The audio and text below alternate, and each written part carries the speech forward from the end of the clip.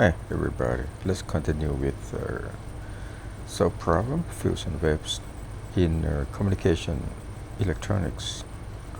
For this series, still working on problems in the chapter 3. Problem 3.19a asks you to show E and H satisfy the following differential equations in a homogeneous medium containing charges and currents. So they want you to prove that del square E equal to minus mu epsilon second partial derivative of electric fields equal to 1 over epsilon divergent rho, which is the charge density, plus mu partial derivative of current density over dt, and also del square H minus mu epsilon second partial derivative of magnetic field equal to negative curl J. So from equation 3, page number 132, you start with curl E equal to negative mu partial derivative of magnetic field with respect to t. And since you want to del square, so you apply curl to both sides of equation, this equation. And you also have equation number 2, page 140, in the term of magnetic field. Thus curl E equal to the current density plus the partial derivative of electric flux density with respect to t. From the above, you can use the property that's the curl of curl E actually become negative del square E plus the divergent of divergent E, and equal to minus negative mu partial derivative of J with respect to t, and minus the mu second partial derivative of electric flux density with respect to t. Okay, so you have this equation. You're probably wondering, where this come from. Let's take a look close. That's you have on the right term, you have a curl H, which is equal to J plus partial derivative of electric flux density with respect to t. So you end up with negative mu, and then a partial derivative of current density with respect to t, and then minus, because you have minus sign here, that's become a second derivative of electric flux density with respect to t. Okay, that means you use the two equations.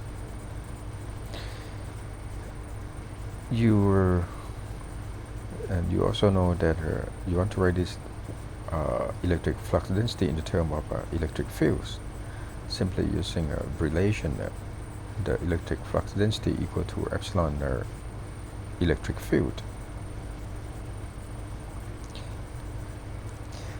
And what about this term, divergent E? You know that divergent E equal to rho over epsilon, or the charge density over the permittivity of the media.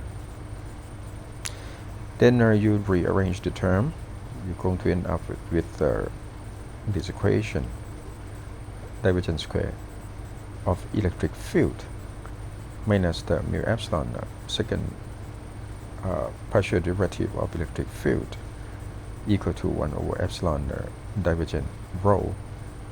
Sorry, yes, divergent rho. Sorry,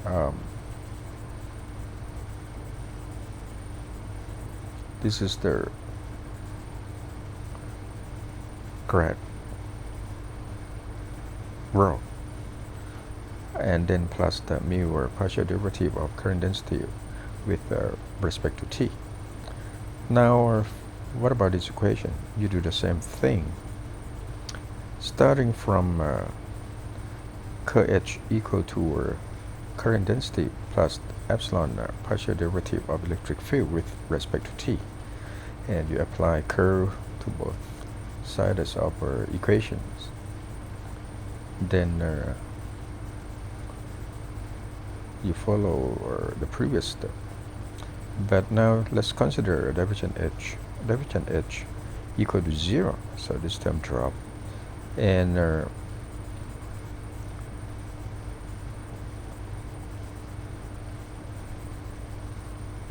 you have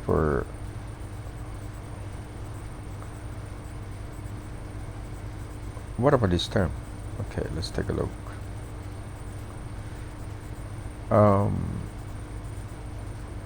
This one actually become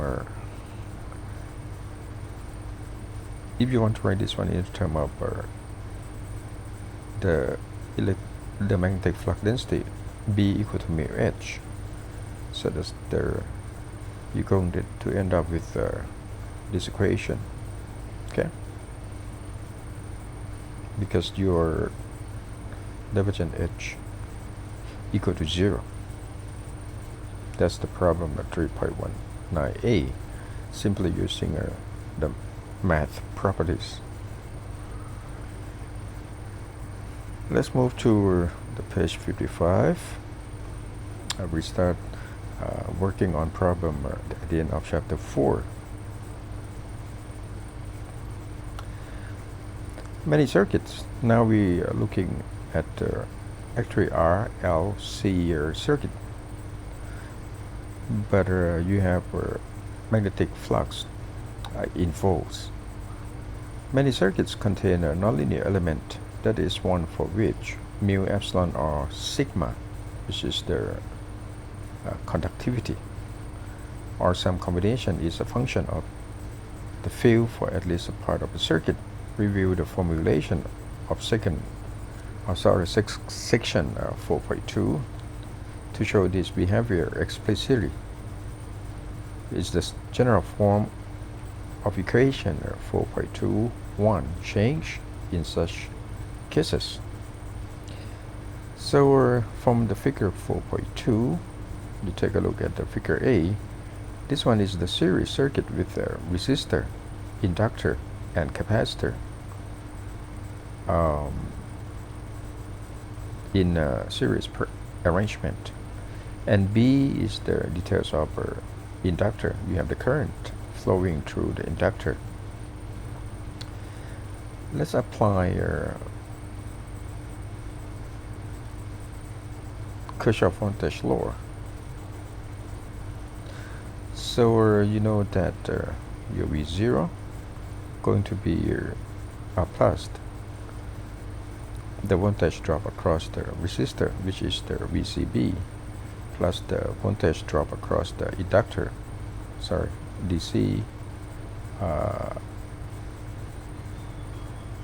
become a VL, a voltage drop across the inductor, and also plus the voltage drop across the capacitor, that's your VAD. That's going to be equal to EMF, from magnetic flux, which is the partial derivative of integration B dot ds with respect to t, when you know that the integration of B dot ds simply is the total magnetic flux. Okay, so you have this term as the extra term. So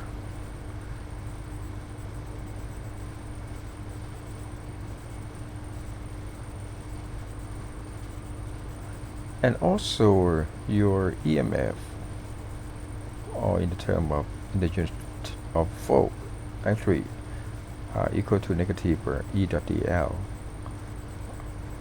and that's also equal to partial derivative of total magnetic flux, which is the integration of E dot ds surface integral with respect to t.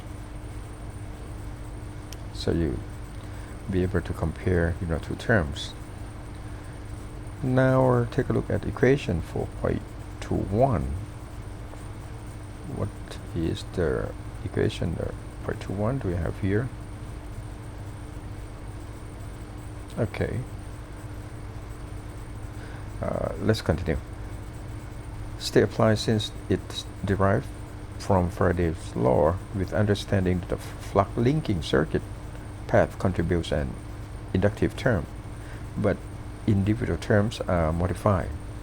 Now you take a look closely to resistive, inductance, and capacitance. We are looking for R. You start from the current density equal to J sigma E.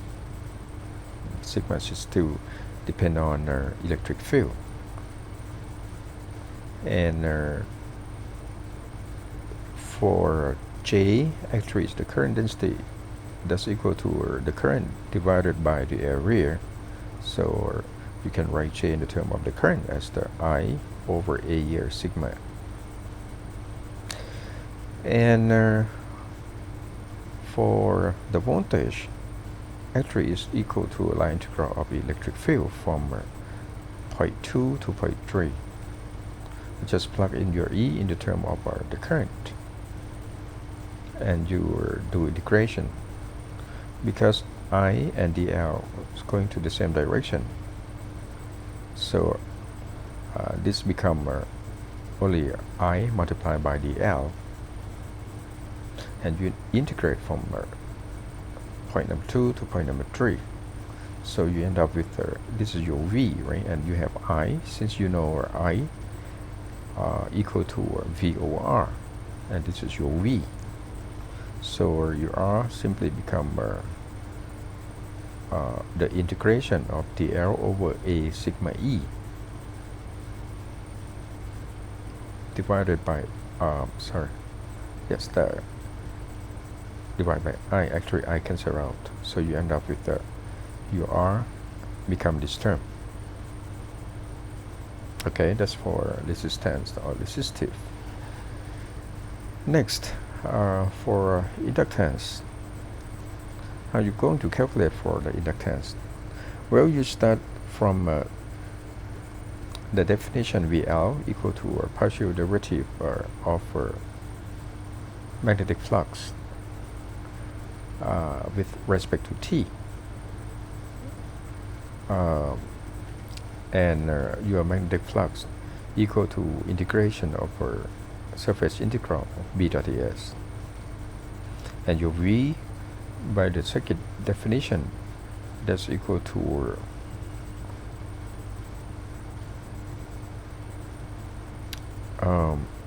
dl by partial derivative of dl I by dt. Okay, or you can take a look at the equation here. L equal to magnetic flux, total magnetic flux divided by I. When your total magnetic flux equal to the surface integral of B dot ds. Okay, so you can also apply this one. That's why I have integration of B dot ds equal to L multiplied by I, and you differentiate with respect to t.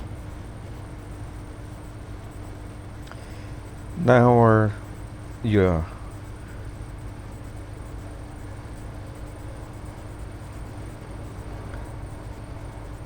so you have actually you already end up with this one for L. The last one is capacitance. You know that your IC equal to partial derivative of q, right, by dt, or I equal to dq by dt. And since q equal to surface integral of d dot ds, or by Gauss law, right, the closed surface integral of electric flux density dot ds equal to q enclosed.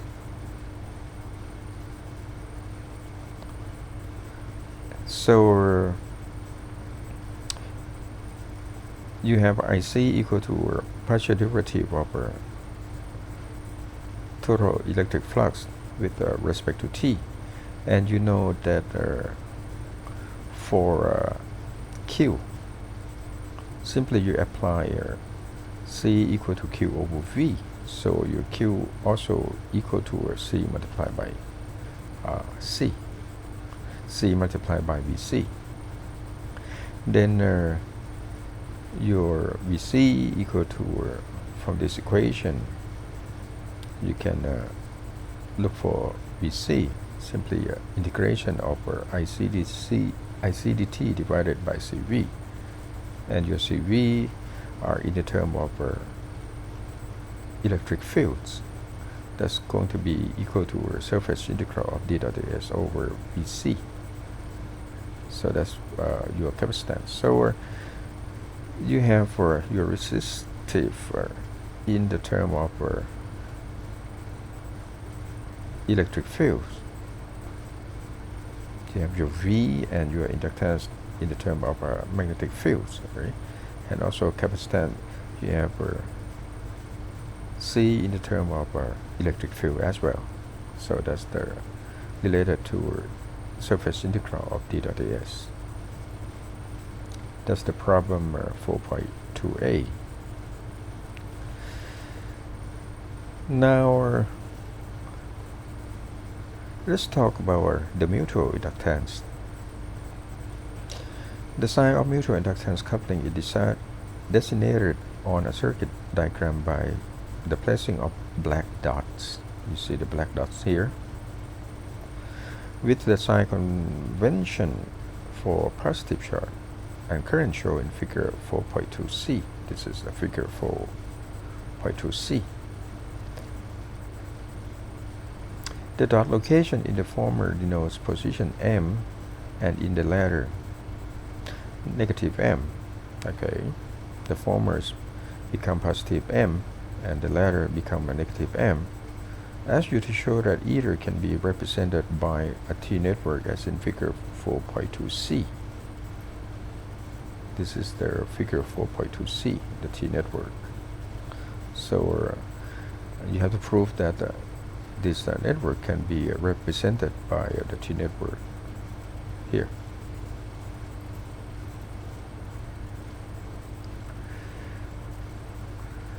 Where the upper sides denote figure 4.2c and the lower figure 4.2d. Okay, let's get started. From the mutual inductance, consider on the left side of your network, you know that your V1 minus L1 di1 by dt minus the M di2 by dt equal to 0, same as the V2 on the right side of the network. Your V2 simply equal to negative L2 di2 by dt minus M di1 by dt, right? So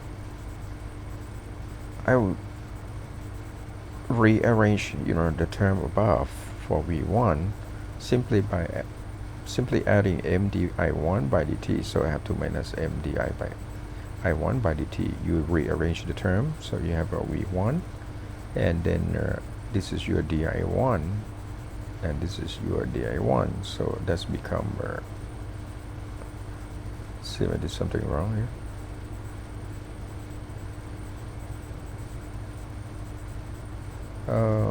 Okay, that's correct. Let's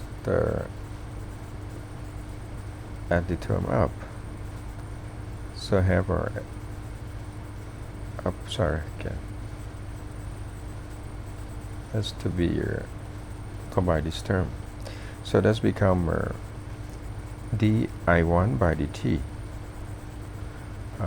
multiplied by L1 minus M, and minus that going to be M and D, and sorry I dropped this one out. That's supposed to be I1 plus I2, same as the V2 minus L2 minus M di2 by dt minus M di1 plus I2 over dt equal to 0. So it seems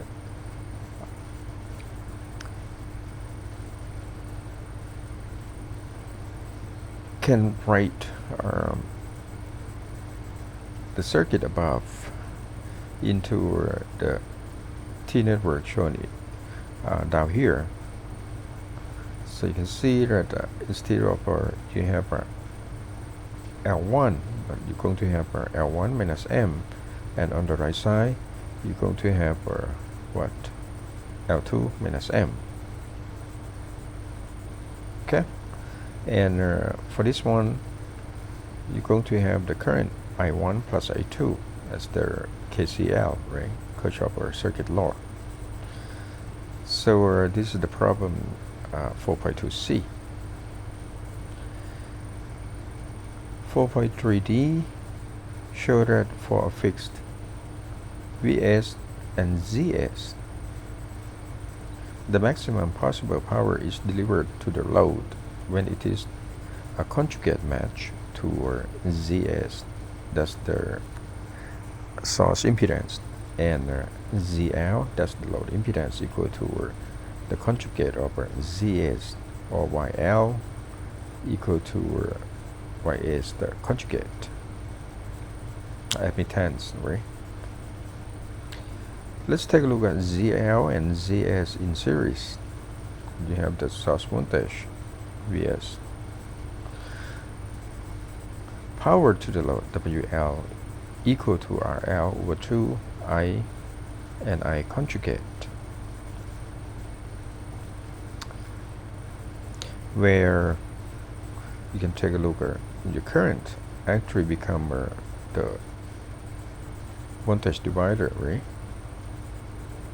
Your I actually, sorry, not voltage divider, your currents actually become the voltage divided by total impedance, which is the ZL plus Zs, and your Zs have that's become Is plus the JXS, and your ZL equal to RL plus JXL. Sorry.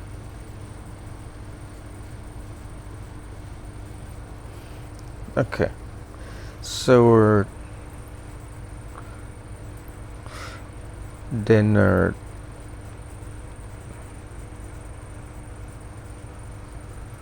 hold on a second.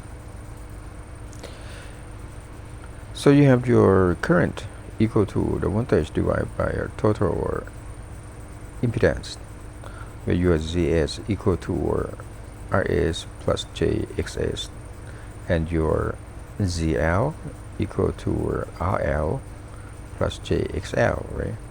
The real part and the real part and imaginary part. And you want to simplify equation this one, so it's just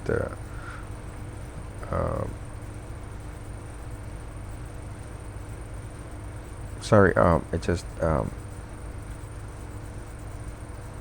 rearrange the term. That's mean you have the real part become Is plus RL from above equation, and the imaginary part become xs plus the xl. That's become your WL.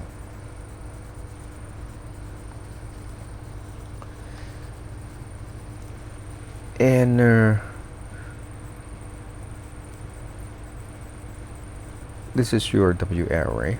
From the book, you have equation WL equal to IL over 2 I multiplied by I conjugate. So you have IL over 2, and then this is your I. You have Vs here, you have Vs here. Vs multiplied by Vs give you Vs squared. And this is your I. And this is your I conjugate. So you have changed the sign to be from positive to be negative. Then you end up with WL equal to this equation. Now you want to consider WL max. Sorry. You simply differentiate WL with respect to XL. Simple math. Let's make it equal to 0 for WL max. From this equation, you can see that WL max, when your XL, XS plus XL equal to 0, or XL equal to negative XS. So that's what we call a conjugate match. Also, if you want to consider what is URS to give your WL max, you simply differentiate the WL with respect to RS. And it will be 0 for XL equal to negative XS, and also your RS has to be equal to negative IL.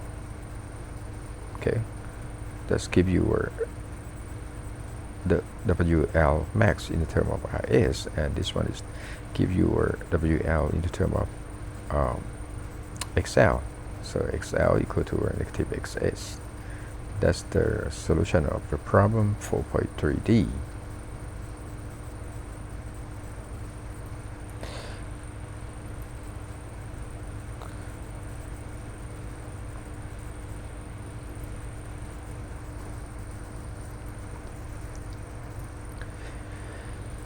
Problem 4.5a.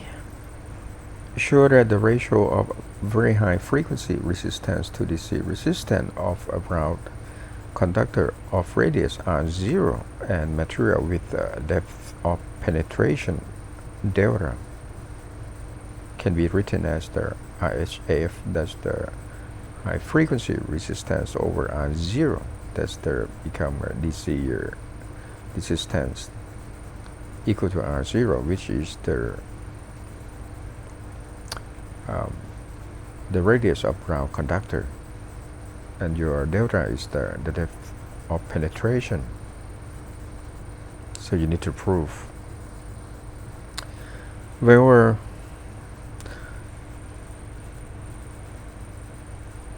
let's start with RHF. From the book, that's equal to RS over 2 pi R0, and we will talk about, where is the RHF come from. Your RHF in the unit of, you can see that ohms per meter, because R0 is the unit of meter, and R is simply the unit of ohms. Since DC resistance equal to R0, rho over area, when R0 has the unit of ohms per meter, and you're familiar with this equation, RDC equal to, this has to be rho L over A, right? When your rho is the resistivity, and your sigma is the conductivity, rho equal to 1 over sigma. That's the DC resistance. Also from section 3.17, your R is actually equal to 1 over sigma delta, where delta is skin depth in the unit of meter. To prove, so you have your RHF equal to RS over 2 pi R0, right? Now you use the RS as the 1 over sigma delta.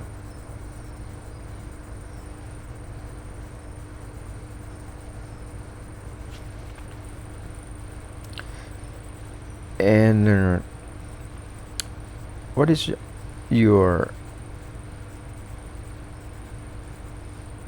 now you want to find the ratio of your RHF over R0.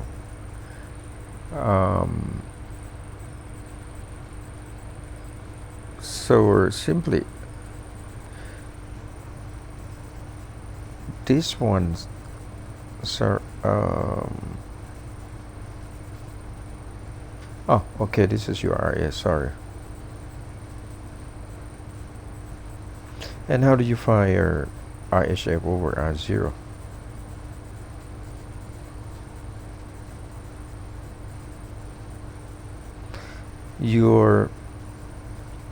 Since your R0 equal to this term, so when you have a RHF divided by R0, that means you add this term up to multiply by RHF, right?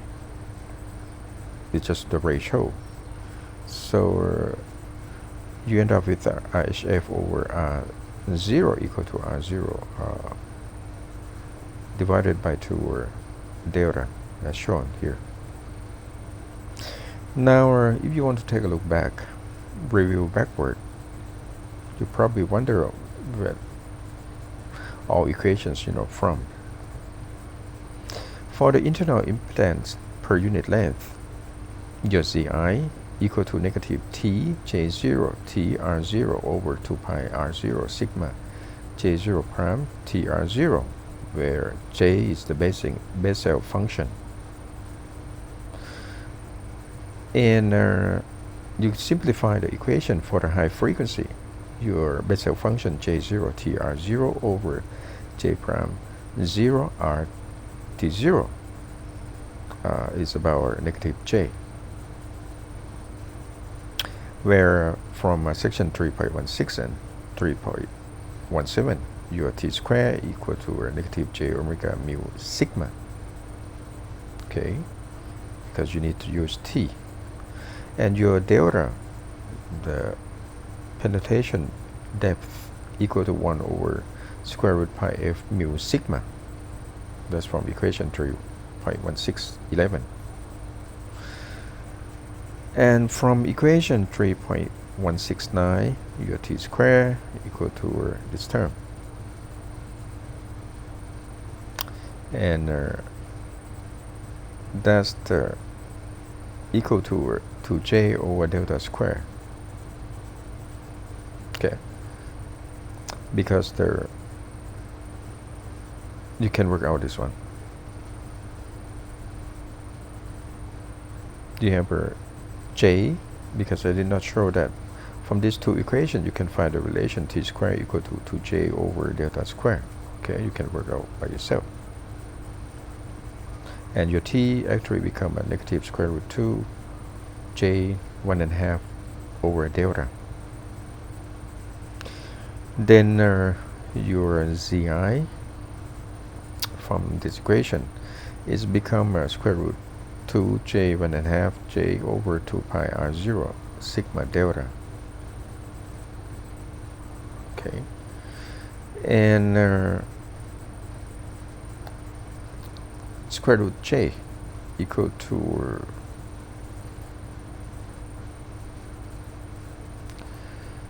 one plus J over square root 2. And your RS equal to 1 over sigma delta. I mentioned about that before. This gives you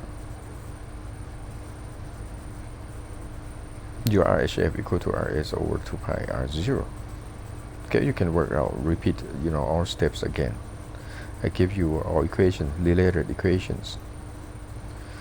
And now we are looking for R, right? We start from impedance equal to EZ R0 over I, where your EZ equal to J over sigma, and your J is simply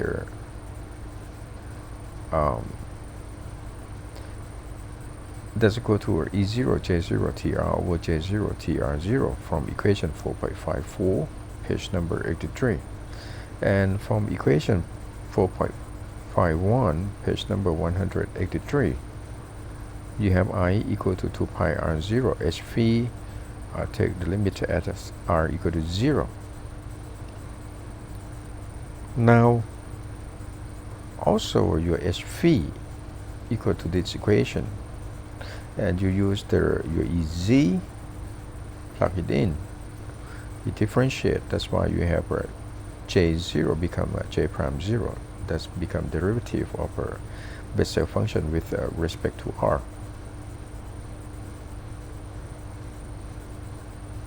Okay, and then you can work out. Finally, you have HV equal to this term.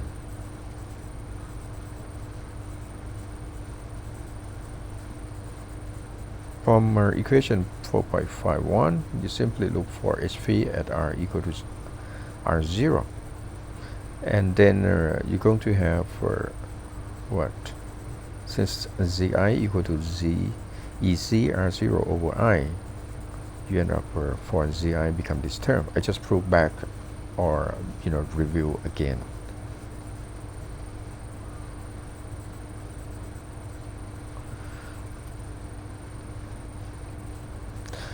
And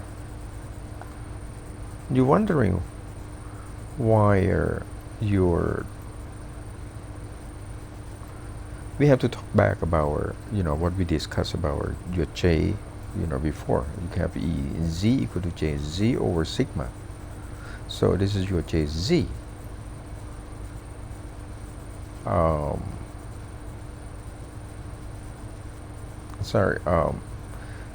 Let's take a look at your JZ. Just don't want to get confused. Differential equation for current density, you have this from equation 4.43, page 181. That's from Maxwell equations. Curl H equal to J.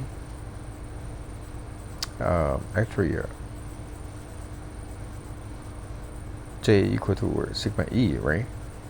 And your curl E equal to negative J omega mu H. For cylindrical coordinates, you end up with divergent del square J equal to this term. And the solution for this equation, the differential equation, is end up to be a Bessel equation, the Bessel function, AJ0 TR plus BH0 TR, and you have a JZ equal to AJ0 TR. Okay, but actually you don't need to, if you go back to the book, you simply can apply this equation to prove. That's the page 59. Just only this part you can prove, but I just refer to where all equations from.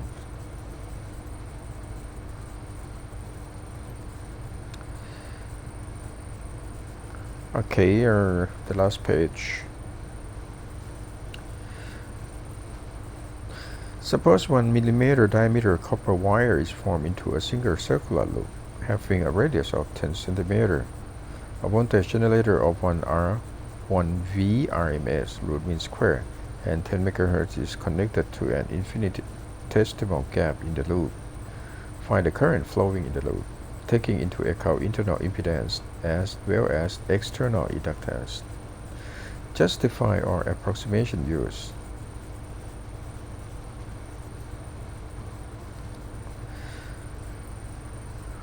Here, For a single circular loop copper wire from the book, you have the inductance L0 is about mu 0 R Ln 8R over A minus 2.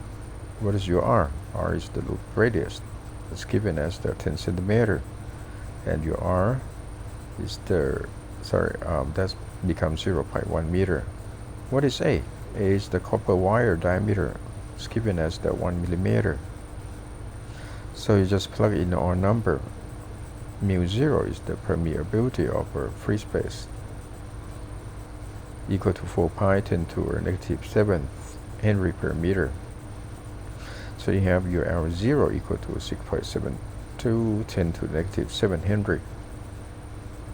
Then your omega L0 equal to 42.46 ohms. That's the impedance, right?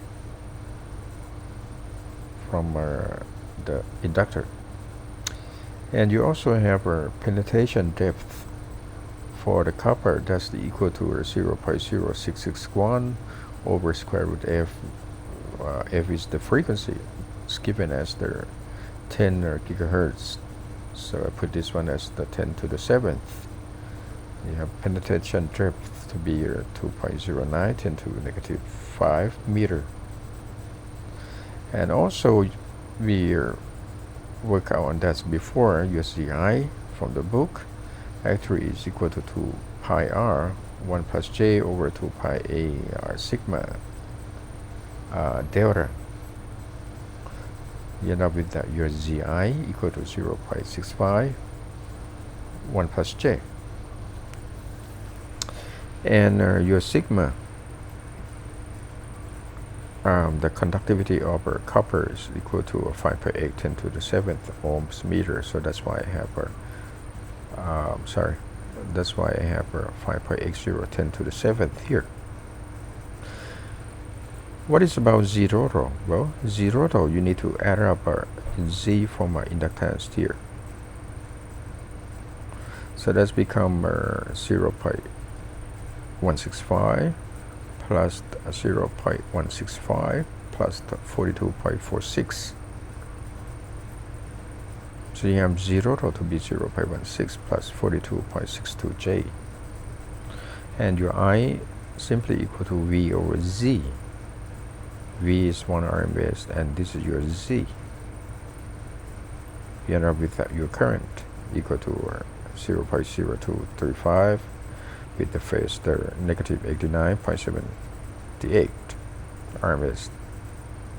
Okay, so this is the last problem for the series, and next series is going to be the end of working on the end of chapter 6. Okay, let's please go back again, to rework on our problems, because just to make yourself clear, everything is in the book. I mean, in the term of equations. Okay, bye.